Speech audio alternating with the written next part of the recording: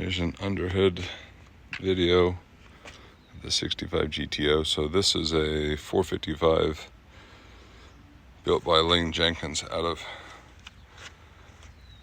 Oklahoma. I think it was a 378 horsepower motor, nothing too over the top.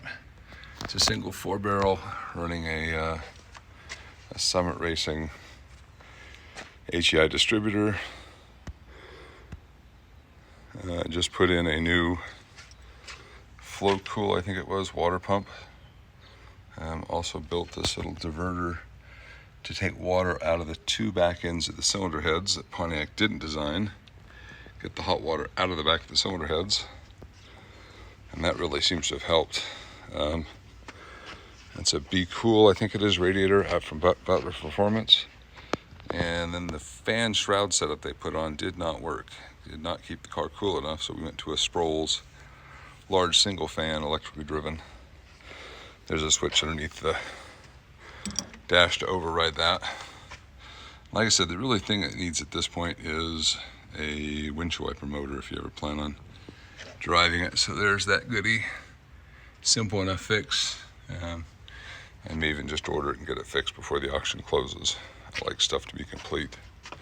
My mechanic, who did the water pump and a few other goodies for me, said that we need new hoses on it. Right now it will not keep a charge, and so to maximize cooling right now we took the condenser off the front of the car because it's such a big old condenser. And if I were to keep this, I would put a new condenser, new hoses, and probably a new pump for the AC unit. I think that one still works, or at least have it rebuilt. But I'd probably do a chrome pulley setup on the front of this, maybe a March Destroyer setup, something like that, and kind of bling it out a little bit. I do have the original 389 that came out of it, according to the previous owner, which is about 9 years ago. The engine's never been opened up since Pontiac put it together, and the car had, I believe he said 89,000 miles the time I purchased it. So I've probably only put 5,000 or 6,000 miles on the car since. But good solid runner.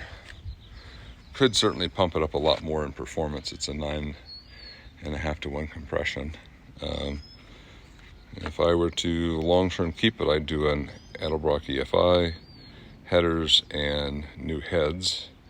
And this would probably be making in the mid 400 to 500 range. Probably more like 520, according to Butler. Anyway, if you have any questions, reach out to me.